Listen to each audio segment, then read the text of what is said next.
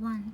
A down-to-earth beginning, including visits to the park and local construction sites.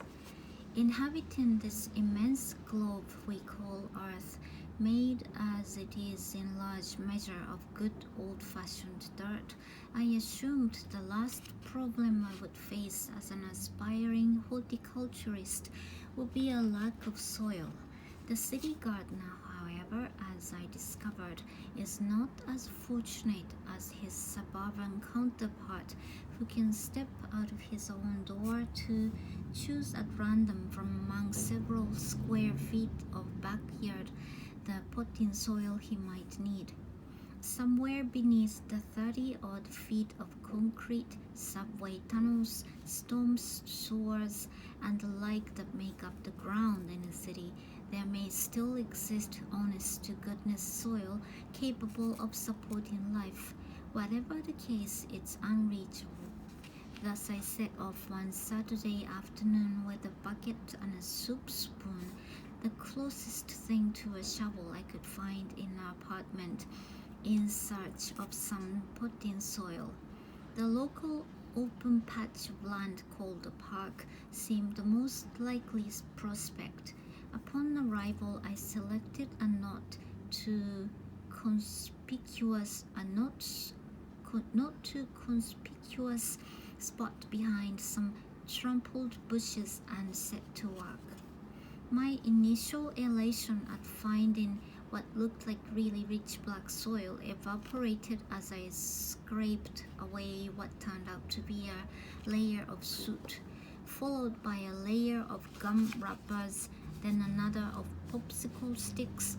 At last I reached terra firma, and it was firmer, all right, like blacktop almost. Though it seemed most unpromising, I decided that having gone this far, I might as well take some home. If nothing else, it should support cacti. Chiseling chunks loose with the spoon, I began piling them into the bucket. So intent was I upon my task, I didn't notice anyone approaching until a pair of black shoes had planted themselves firmly in front of my bucket. Looking up slowly along the pants, past the gun belt and the badge, I smiled and said, "Good morning, officer." He tapped the bucket with his nightstick in reply. The sandbox is down by the swings. Rising slowly on stiff knees, I explained that I needed some potting soil for the pineapples I hoped to plant that afternoon. The expression on his face clearly indicated I wasn't making too good a case for myself. Hastily I added that I grew plants on my windowsill as a sort of hobby. He remained dubious, but shifted his questioning to the contents of my apartment. Had I previously taken soil from the park? He wanted to know. No, I explained. I had used the potting soil from the Five and Dime before. That appeared to satisfy him, but I continued. There really didn't seem much use in buying soil when there was a whole park full, just 2 blocks from the apartment. I won't go into the lengthy lecture on defacing city property, depriving the state of revenue, and other fine legal points to which I then listened attentively. Suffice it to say, I left the park under the watchful eye of the policeman, my bucket filled only with a rattling spoon. The packaged potting soil available at the supermarket or Five and Dime is better anyhow, I've since decided. It is usually sterilized, lessening the chance of fungi and other diseases developing on the plants. Also, it is free of stray seeds or roots that might sprout and confuse the issue. When I began my planting, I had only a vague idea of what the plants would look like, and most likely couldn't have told the difference between a young maple and a papaya. In fact, but later for that story. Once having decided to become an indoor gardener in earnest, I began picking up not only potting soil but hyperhumus as well. The latter enriches the soil. It also keeps it from packing. Potted plants need a lighter mixture of soil than those in the garden. There are no worms or burrowing insects to turn the soil in the pot. As a result, a very heavy mixture tends to cake and harden, destroying the hair roots and stunting the plant's growth or even slowly killing them. Vermiculite, which can also be bought at the gardening counters of some five and dime and department stores, is excellent for keeping soil from packing. It has no nutritional value, however, and should be used sparingly, never as a substitute for humus. Generally, I use about 2 parts of potting soil to 1 part humus in my pots, with an additional handful of vermiculite. Some farms sell a pre-packed mix of 3, but purchasing them separately has advantages. You can make up an extra rich mixture for certain plants, such as bananas, for which I have had best result with about 1/4 soil and 3/4 humus. Other plants, prickly pears for instance, seem to like sand added to their soil. For most jungle crops, sand in a potting mixture itself is not an important factor.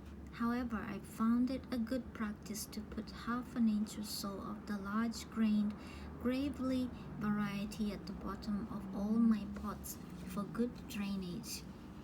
To ensure that the loose sand will not run right through the drainage hole, I covered it with slightly bent lids from frozen orange juice cans.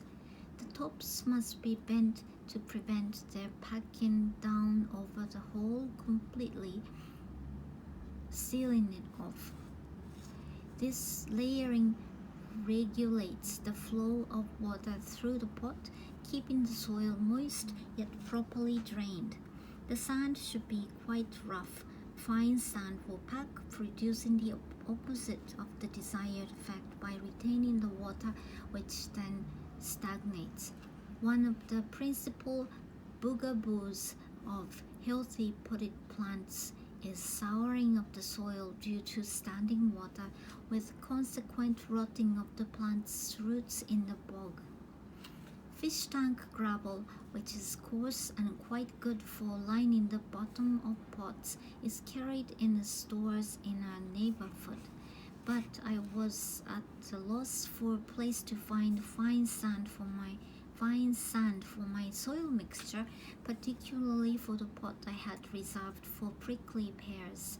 In most cases, an overly rich soil will not harm a plant, but since the prickly pear is a cactus, I felt a sandy mixture was definitely called for.